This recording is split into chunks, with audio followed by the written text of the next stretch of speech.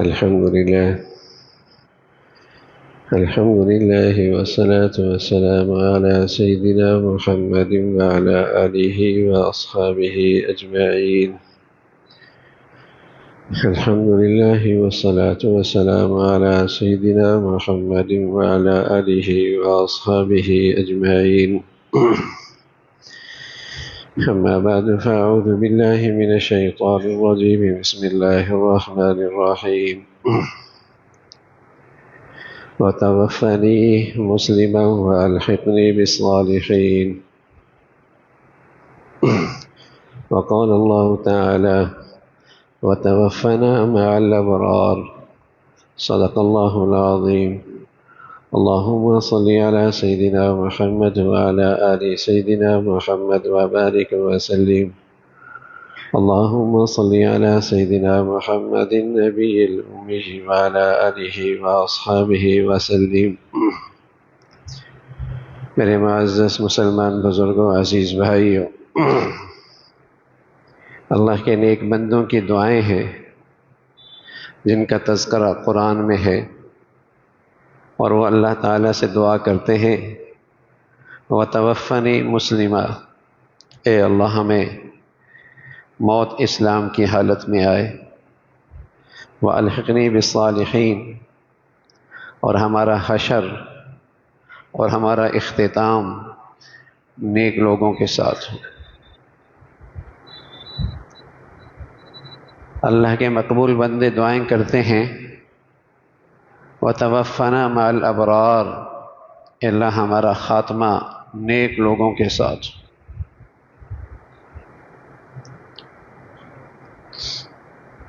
نیک لوگوں سے محبت اور نیک لوگوں کی عقیدت اور نیک لوگوں کا احترام، یہ حسن خاتمے کا ذریعہ ہے۔ اس سے آدمی کا خاتمہ اچھا ہوتا ہے۔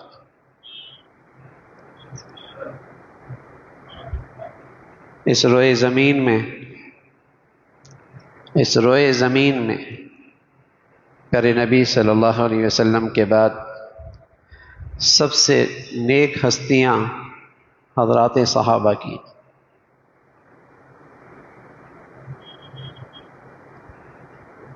میں عرض کر رہا ہوں، نیکوں سے محبت، نیکوں کا احترام، نیکوں سے عقیدت، نیکوں کی عزت،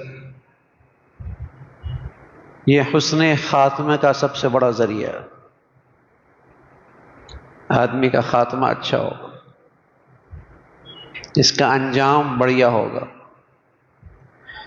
ہمیشہ اللہ کے نیک بندے یہ دعا کرتے نظر آتے ہیں، اللہ ہمارا خاتمہ نیک لوگوں کے ساتھ ہو، ہمارا حشر نیک لوگوں کے ساتھ ہو۔ رسول اللہ صلی اللہ علیہ وسلم فرمایا کرتے تھے المرء مع من احب، آدمی کا حشر انہی کے ساتھ ہوگا جن سے وہ محبت کرتا۔ اس کے دل میں عقیدت کس کی، عظمت کس کی، احترام کس کا، محبت کس کی، کل قیامت میں انہی کے ساتھ اٹھایا جائے گا۔ احب الصالحین ولست منہم، اللہ میں نیکوں سے محبت کرتا ہوں اگرچہ میں ان جیسا نیک تو نہیں ہوں۔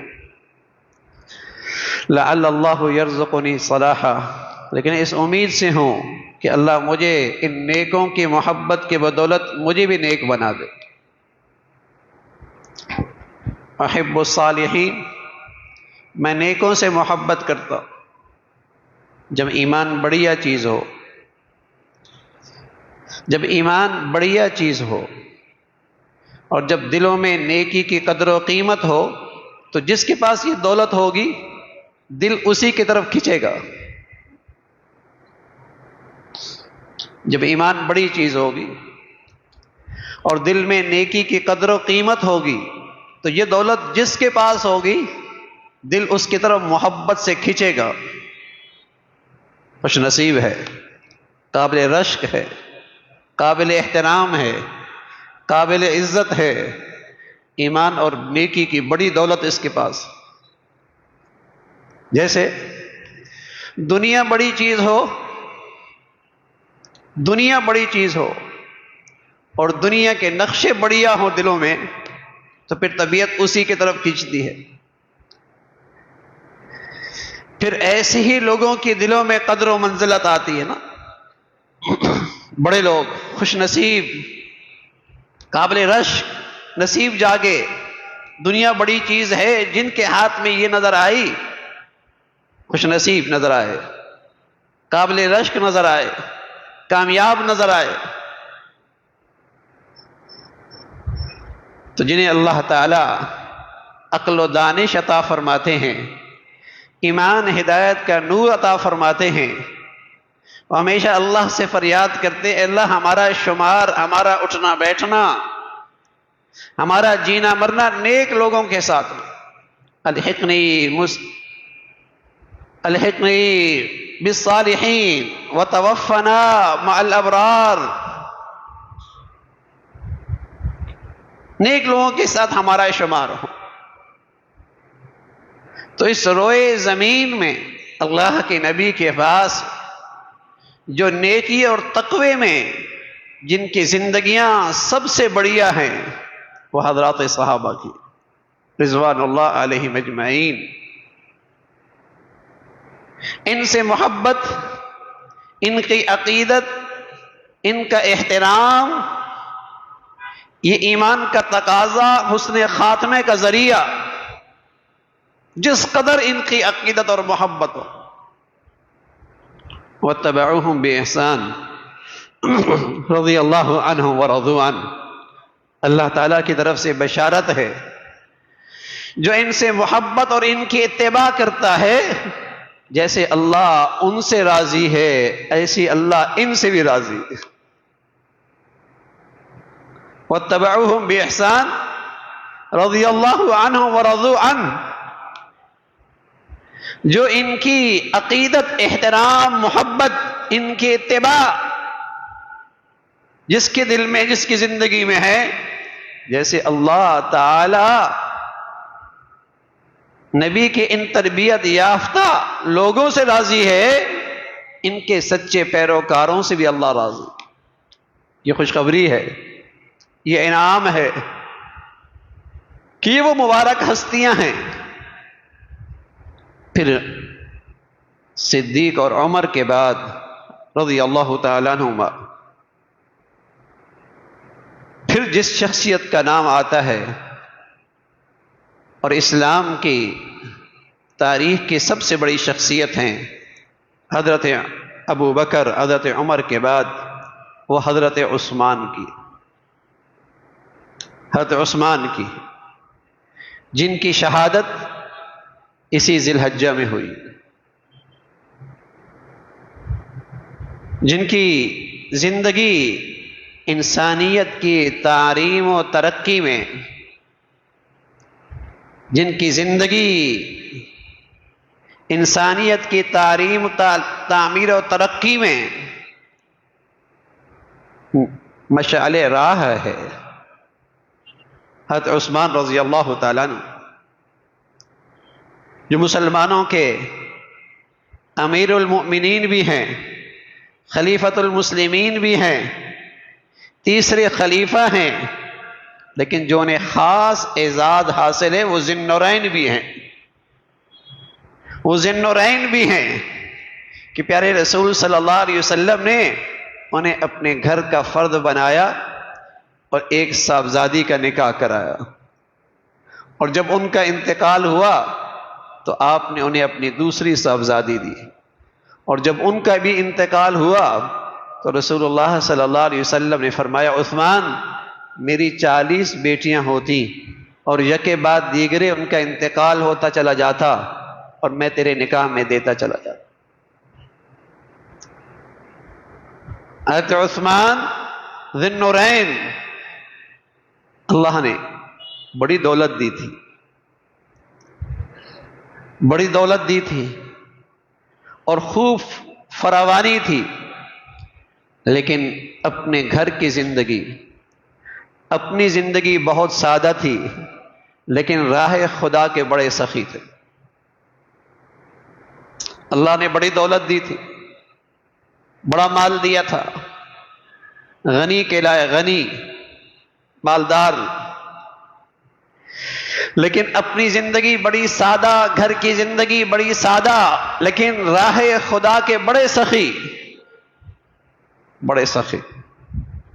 تبوک کا موقع ہے، مسلمانوں کی حالات معاشی لحاظ سے کچھ اچھی نہیں، لیکن ایک بڑا غزوہ درپیش ہے۔ حضرت عثمان آئے اور 950 اونٹ ما ساد و سامان کے اللہ کے راستے میں پیش کر، پھر 50 گھوڑے لے کے آئے ما سر و سامان کے آپ کی خدمت میں پیش کیے۔ بہت بڑی نقدی حضور علیہ الصلوۃ والسلام کی خدمت میں پیش کی۔ حضور علیہ الصلوۃ والسلام نے فرمایا ما ضر ما عمل بعد اليوم، عثمان آج کے بعد کوئی عمل بھی آپ کو نقصان نہیں پہنچائے۔ آپ اشرفیاں یہاں اچھال رہے اور آپ کی اس سخاوت پر اور راہ خدا پہ اس خرچ کرنے پر خوش ہو رہے اور دعائیں دے رہے اور کہہ رہے ما ضر عثمان ما عمل بعد اليوم، آج کے بعد عثمان کو کوئی عمل نقصان نہیں پہنچائے۔ بڑے سخی، اللہ رب العزت نے آپ کی دولت سے، آپ کی دولت اور آپ کے وسائل کو دین کی حفاظت کے لیے خوب قبول فرمایا۔ مسجد نبوی چھوٹی سی تھی، قریب میں ایک پلاٹ تھا، آپ نے اسے خریدا تو مسجد نبوی کی توسیع ہوئی۔ پھر آپ کا دور آیا تو مسجد نبوی کی نئے سرے سے تعمیر ہوئی۔ مدینہ میں ایک کنواں تھا جو ایک یہودی کے پاس تھا، جس نے اسے معاش کا بہت بڑا ذریعہ بنا رکھا تھا، پانی بیچتا تھا، مسلمانوں کو پریشان کرتا تھا۔ حضرت عثمان رضی اللہ تعالیٰ عنہ نے اس کی منہ مانگی قیمت اسے دی اور مسلمانوں کے لیے سہولت پیدا کی۔ کوئی ایسا موقع نہیں تھا کہ اسلام کو مالی لحاظ سے مدد ہو کی ضرورت ہو اور عثمان اس میں سب سے نمایاں نہ ہو۔ حضرت عثمان اس میں سب سے نمایاں نہ ہو۔ مال کی سخاوت تو مال کی سخاوت، آخرکار اپنی جان بھی اللہ کے راستے میں قربان کر دی۔ شہادت، شہید حضرت عثمان رضی اللہ عنہ بڑی بات فرمایا کرتے تھے۔ ایک دن منبر پہ آئے اور فرمانے لگے لوگو اللہ سے ڈرا کرو، لوگو اللہ سے ڈرا کرو، اور اپنی خلوت کی زندگی میں بھی اللہ سے ڈرا کرو۔ اس لیے کہ میں نے رسول اللہ صلی اللہ علیہ وسلم سے سنا ہے جو آدمی خلوت میں جو کچھ کرتا ہے اللہ تعالیٰ اسے اعلانیہ چادر پہنا دیتے ہیں۔ وہ تنہائی نہیں رہتی، اللہ تعالیٰ اس تنہائی کی خیانت کو جلوت میں اور اعلانیہ اس کے لیے رسوائی کا ذریعہ بنا دیتے ہیں۔ اور اگر خلوت اور تنہائیوں میں نیکی کی ہے تو اللہ تعالیٰ اسے بھی نہیں ضائع کرتا، اللہ تعالیٰ لوگوں کے دلوں میں اس کی محبت اور عقیدت ڈال دیتے، اس کی عزت اور احترام ڈال دیا کرتے ہیں۔ تو فرمایا کرتے تھے اپنی خلوتوں کا خیال رکھو، اپنی تنہائیوں کو پاک رکھو، اپنی تاریکی کو پاکیزہ رکھو، اللہ تعالیٰ اسے اعلانیہ کی چادر پہناتے ہیں۔ اور پھر آیت پڑھی وَلِبَاسُ التَّقْوَىٰ ذَلِكَ خَيْرٌ، تقوی کا لباس بہت بڑھیا۔ اگر تم تنہائیوں میں اللہ سے ڈرتے رہے تو یہ لباس بہت بڑھیا ہے، یہ لباس بہت بڑھیا ہے۔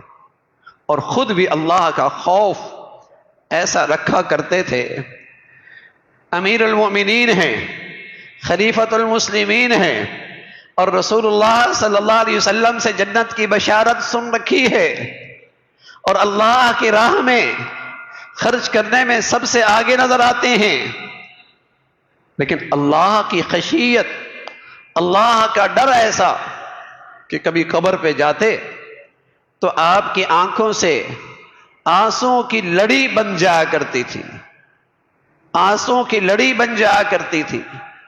کہنے والے کہتے، عثمان اتنا کیوں روتے ہو، اتنا کیوں روتے ہو؟